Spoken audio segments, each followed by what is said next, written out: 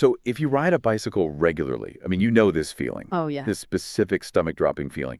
You roll up to a stop sign or, worse, a long red light, and you come to a complete dead stop. Right where the law tells you to be. Exactly.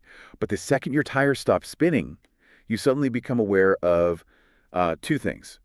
First, that 2-ton SUV that's coming up way too fast behind you. Mm. And second, that sinking, deeply uncomfortable, Mm. frankly, just sketchy feeling of being a sitting duck. Utterly invisible. Completely invisible to the whole mechanical world around you. It's that feeling of being, I don't know, alienated by infrastructure that was just, it was designed only for cars. Right. And that frustration, that daily choice you have to make between being safe and following some outdated law, that is the exact tension we're going to dive into today. Let's unpack that. We put together a pretty deep stack of sources that, go far beyond just venting about frustrating traffic signals in a place like Menifee. Our mission today is kind of twofold. First, we are diving into the big push for the safety stop. It's also known as the Idaho stop here in California. We'll analyze why it keeps stalling, even with all this compelling data. And the second part, which is maybe the most important for your ride tomorrow. The actionable part. The actionable part, exactly. We're giving you the specific legal leverage and even the contact info you need to fix that single most dangerous daily headache, those traffic sensors that refuse to detect you on your bike. That's right. Our sources cover the whole policy debate, the bills, the governor's vetoes, the successes in other states, but we also get into the weeds. We do. We're providing detailed, actionable steps so you can force infrastructure compliance using the power of California Vehicle Code 21450.5. We're basically arming you with the technical language that makes a city engineer have to prioritize your safety. It creates a paper trail, and that's what matters. Okay, so let's start with that big statewide policy debate, the one that's been, well, just frustratingly stalled in California for years now. The great stop as yield debate. Exactly. The core concept here is the Idaho stop, and it's called that because Idaho adopted a version of this law way, way back in 1982. A long time ago. So for anyone who's new to this, how does this fundamentally change how a cyclist gets through an intersection? Well, it basically creates a new category for road user recognition. It changes how a cyclist interacts with two key pieces of traffic control. Yep. First, stop signs. You treat them as yield signs. So you slow down, you check thoroughly for traffic, pedestrians, and then you proceed only if it's clear. So no mandatory dead stop. No full dead stop. And second, and this is the part that, always generates the most controversy, red lights are treated as stop signs. Okay, so you do have to stop. A full, complete stop, just like a car would at a stop sign. And then only if the intersection is totally clear, you can proceed. What's so compelling and frankly frustrating is that even though this law is working in a lot of other places, California has just repeatedly shut it down. And that's the crux of the whole political battle. Governor Newsom has, historically vetoed these safety stop bills, like AB 122. And what's the official reasoning? The stated concern is that they might increase accidents. His administration often points to potential confusion for drivers or the risk to, say, inexperienced cyclists, especially kids. The argument is that varied rules just complicate road safety. But if the data from all these other states is so overwhelming, I mean, what sources is the opposition leaning on? Is there actually counter data suggesting accidents go up? It seems to be less about data and more about liability and a desire for policy uniformity. The legal headache. The legal headache of creating different rules for different road users, especially in, dense urban areas. But the counter argument from advocates is all rooted in the basic physics of cycling. Right. The argument is that forcing a cyclist to come to a full stop doesn't make them safer. It actually creates vulnerability. Okay, so walk us through that vulnerability window. Why is the dead stop the real danger? It's all about momentum and exposure. I mean, think about it. When you accelerate from 0 on a bike, what happens? It's slow. It's wobbly. It's slow, it's wobbly, and it takes a huge amount of energy just to get going. Now imagine you're doing that from a standstill, and at that exact moment, a 2-ton SUV behind you gets the green light. Yeah, that slow acceleration phase is when you feel most exposed to distracted drivers, aggressive mergers. Or just getting rear-ended. By letting you yield, you maintain safe momentum, you minimize your time in that slow, wobbly start phase, and you clear that high conflict zone way more quickly. And the data actually backs up that mechanical argument pretty dramatically, right? Absolutely. The evidence is just solid. Studies from states that have adopted this, specifically Delaware and the original research out of Idaho, They show a clear, significant safety benefit. How significant are we talking? When cyclists are allowed to treat stop signs as yields, intersection collisions involving bikes drop by about 23%. 23%, that's huge. It's a huge number. That completely flips the entire safety argument on its head. It does. And, if you connect this to the bigger picture, it's not just about momentum, it's also about predictability. How so? When a cyclist yields, they're acting more like a predictable, continuous vehicle moving through the junction. It actually minimizes the sudden start-stop confusion for drivers. The goal is flow, not sudden stagnation. Okay, so as of late 2025, where is this policy actually working? Can you give us a quick map of the country? Sure. It keeps spreading, which really shows that state legislatures are confident in the safety data. So you have the states with the full Idaho stop that's yielding at signs and stopping at reds. Okay. That list includes Idaho, of course, Arkansas, Oklahoma, Utah, and most recently New Mexico, which came online in 2025. And then there's the second group, the states that are a bit more cautious. Right. They only allow the stop as yield for stop signs, but you still have to come to a full stop and wait at red lights. And who's on that list? That's Delaware, Oregon, Washington, North Dakota, Colorado, and Minnesota. But, and this is the crucial part, in every single one of those states, You still have to yield. you must still yield to any vehicle or pedestrian who has the right of way. It's a yielding law, not a free pass to blow through an intersection. It just gives you the legal right to maintain safe momentum while still prioritizing safety. Okay, so since the Idaho stop is, well, stalled here in California, let's pivot. Let's highlight where the state has actually made some progress. Right. Because California has passed some really crucial recent safety laws that are making things better right now. What are the two big wins we've seen for visibility and exposure? Well, while that fight for, operational freedom continues, these two laws give you immediate, tangible safety benefits. They address the most common issues: low visibility and being caught in a bad spot when the traffic starts moving. So the first one is the pedestrian head start. This gives cyclists a few precious seconds of visibility. That's CVC 21456.2, which became active in 2024, and the impact is pretty significant. So what does it let you do? Cyclists are now legally allowed to cross an intersection when the pedestrian walk signal is active, even if the traffic light is still red for cars. Now, a few seconds doesn't sound like a lot, but what's the tactical advantage there? It must be huge. Oh, it completely changes the dynamic of how you enter the intersection. It gives you a critical head start, a legal way to get out into the intersection, become fully visible, and start moving before that big rush of cars gets the green light. So instead of accelerating from zero right into moving traffic. You're already moving and established when the cars start rolling. It's a game changer for visibility. Okay, and the second win is all about sightlines. That's daylighting. Right, that's AB 413, which starts rolling out in 2025.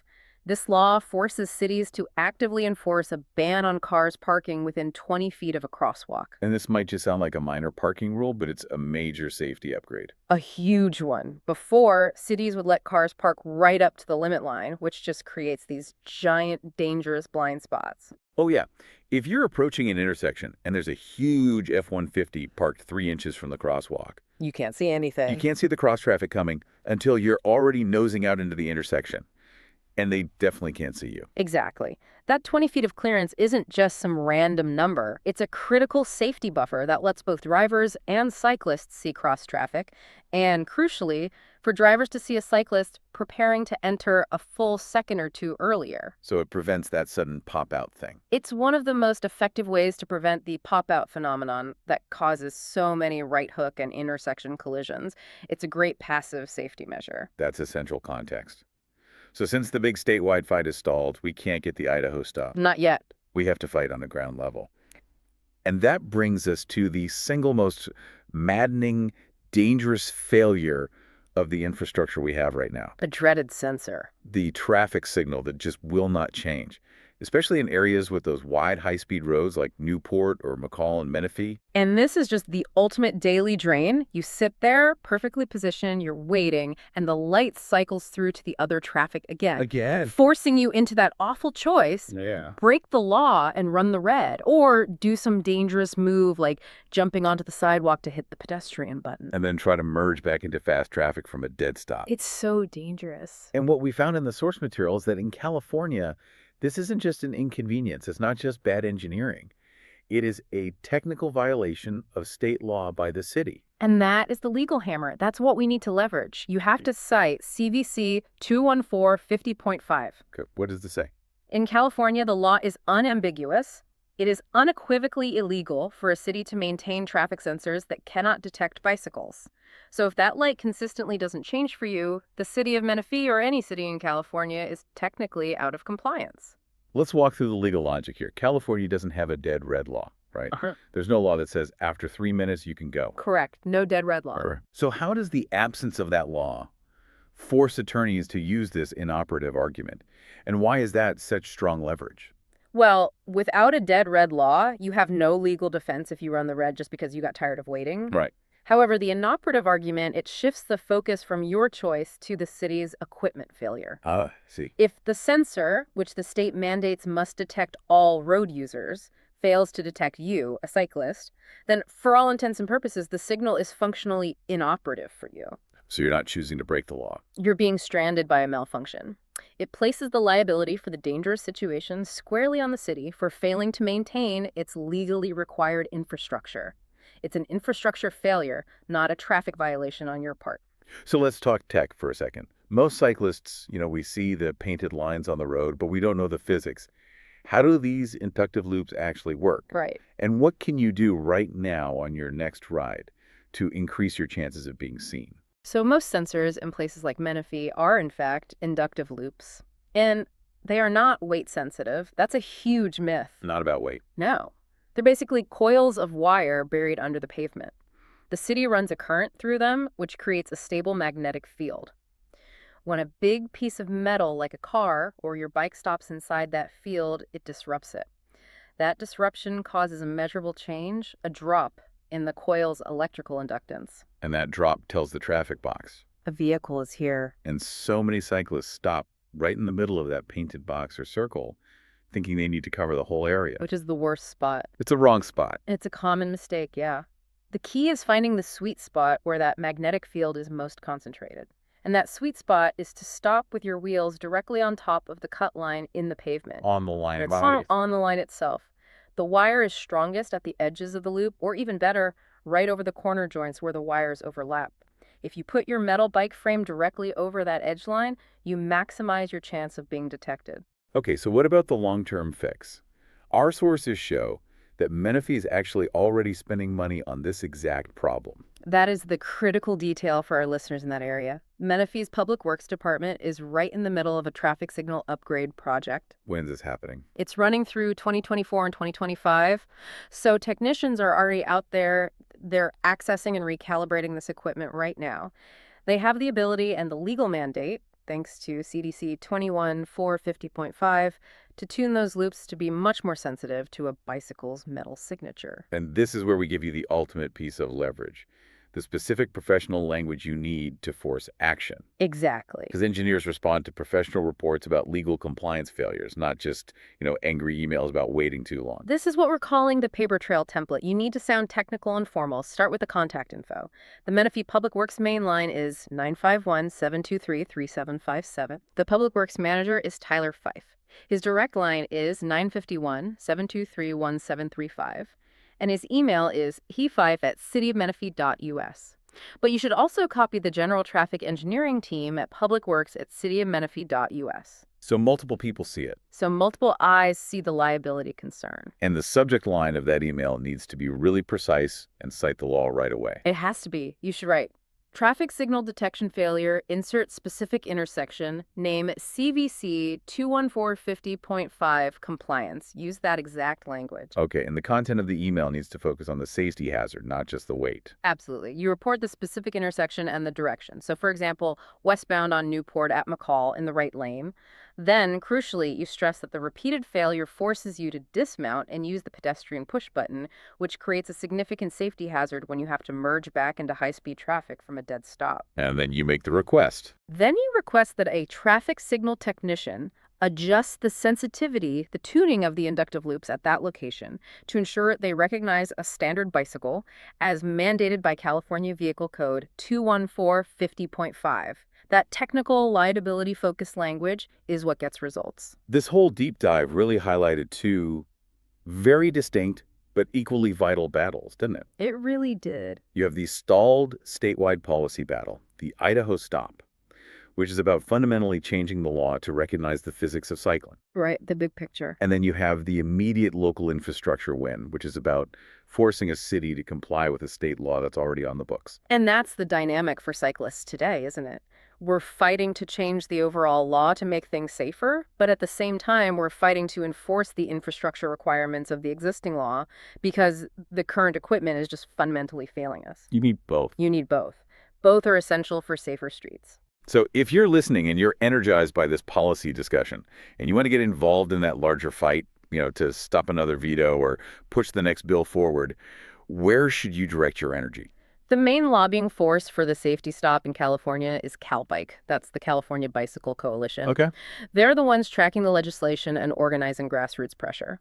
So if you want to know when the next safety stop bill is coming up and how to contact your local representative about it, joining their mailing list is the single most effective thing you can do. Okay, so we have the tactical fixes and we have the political fight. I want to leave you with this provocative thought that kind of ties all our source material together. Okay. If state law mandates that infrastructure must detect all road users, that's CVC 21450.5, and yet governors keep vetoing laws that would let cyclists safely bypass the very signals that consistently fail to see them. What happens when both the infrastructure and the law refuse to recognize the fundamental physics of a bicycle? You're left stranded, legally and mechanically. Right? So is the choice between breaking the law and staying alive, is that truly a choice? It's a question worth asking your representative, and it's certainly one worth raising to the next technician you talk to at Public Works. Think about that and the 20 feet of clearance you now have as you roll through your next intersection.